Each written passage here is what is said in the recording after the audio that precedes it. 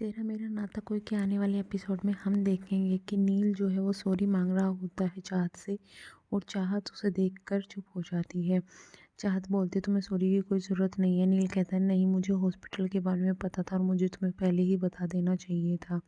चाहत हंसती है और कहती है कि शादी के बाद पुरुष जो होते हैं वो डरने लगते हैं अपनी पत्नियों से, और तुम भी वही काम कर रहे हो। कोई बात नहीं, तुम माफ़ी मत मांगो। इस तरीके से वह हंसती होती है। तो चाहत को देखकर नील बहुत दुखी होता है, बोलता है कि मुझे तुम्हारे दर्द का एहसास है और मैं इसे महसूस कर सकता हूँ, पर मैं इसमें कुछ नहीं कर पा रहा हूँ। इतने में वो बात कर रहे होते हैं और चाहत के पास जो है हॉस्पिटल से फ़ोन आ जाता है। चाहत वहाँ पे कहती है कि मुझे अब निकलना चाहिए क्योंकि हॉस्पिटल से फ़ोन आ गया है। उसे देखकर नील काफ़ी दुखी हो रहा होता है।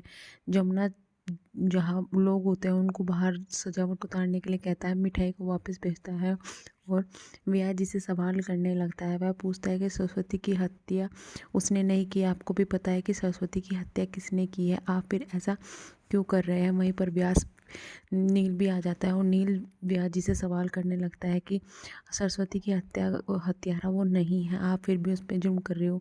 मैं किसके बारे में सवाल करूं, यह कहूं कि उसकी हत्या आपने की है या फिर किसने की है। उसके पापा के ऊपर आप इल्ज़ाम लगा रहे हो, उसने कुछ भी नहीं किया है और आप उनके जो हॉस्पिटल नीलाम हुआ है उसके लिए जश्न मना रहे हो। आपने गलती की है, उसकी सज़ा मुझे भुगतनी पड़ेगी और मैं इसे भुगतूंगा। दूसरी तरफ हम देखते हैं कि चाहत ये सोचते हुए चली जा रही है कि वो अपने दुख को नील के सामने भी शेयर नहीं कर सकती।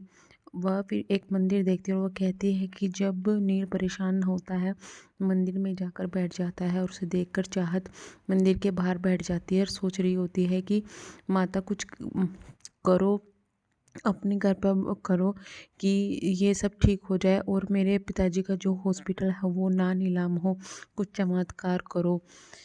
इतने में दूसरी तरफ हम देखते हैं कि अखंड जोत जो होती है वो बुझने वाली होती है। चाहत कुछ देखती है कि मैं इसे कैसे बुझने दे सकती हूँ। वह अंदर से एक डंडा डालकर उसमें जो तेल है वो डालती है और उससे के जरिए दिए में तेल चला जाता है और दिया बुझने से बच जाता है। दूसरी तरफ हम देखेंगे कि नील बहुत सारा सामान लेके आता है और उसको जला देता है और कहता है कि माँ बाबा के लिए प्रार्थना करूँगा कि उनका हॉस्पिटल ना बिके। अब मुझे इसका प्रायश्चित करना पड़ेगा और मैं जब तक ये प्रार्थना करता रहूँगा जब तक कि मुझे कुछ हिंट नहीं मिल जाता है। वह अंगारों में आग लगाता है और उस पर चलना शुरू कर देता है।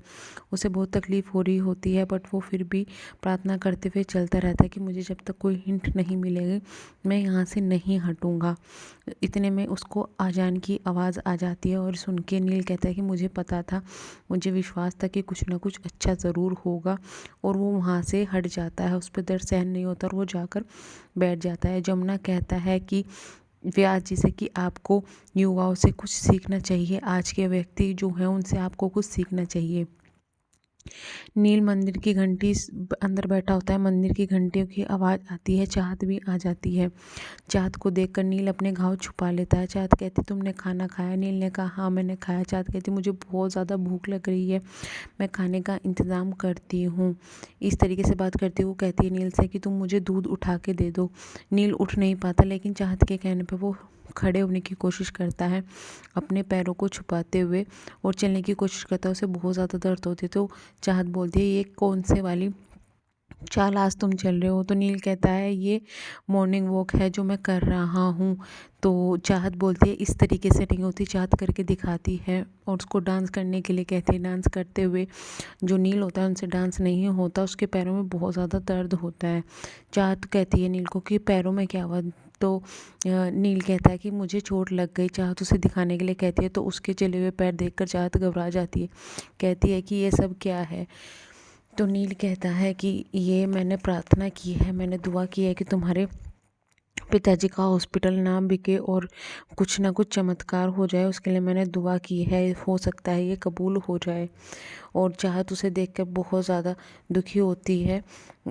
वे दोनों सो जाते हैं। चाहत उस पर गुस्सा होते हुए उसको मलहम लगाती है, लेकिन वह उस पर बहुत ज़्यादा गुस्सा होती है, सो जाते हैं। वो नेक्स्ट डे जब वो उठते हैं बाहर ढोलक की आवाज़ आ रही होती है। वो लोग बाहर उठ कर जाते हैं तो चाहत का पूरे परिवार ढोल बजाते हुए आता है। इतने में सभी अंदर से घर वाले भी आ जाते हैं। तो वहाँ पर वह बोलती अम्मी जान बोलती है कि मैंने सुना है आप हमारे हॉस्पिटल बिकने पर बहुत जश्न मना रहे थे। हमारा हॉस्पिटल बच गया है, किसी नेक बंदे ने आकर हमारा हॉस्पिटल खरीद लिया है और उसने राहिल बेग के नाम से ही वो हॉस्पिटल चलाने के लिए कहा है।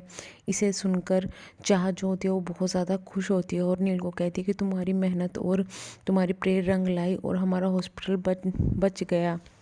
यह देखकर जो बेगम होती है वो चाँद के पास आती है, कहती है कि इसकी असली हकदार को तुम हो। तुमने ही जो हमारा हॉस्पिटल है उसको खरीद लिया है और हमारा हॉस्पिटल बच गया है। ये देखकर चाँद चौंक जाती है सुनकर, और यह सुनकर नील जो होते हैं वो भी चौंक जाते हैं। आज का एपिसोड यहीं ख़त्म हो जाता है। कर प्लीज़ चैनल को सब्सक्राइब और वीडियो को लाइक करना ना भूलिएगा। प्लीज़ चैनल को सब्सक्राइब ज़रूर कीजिएगा।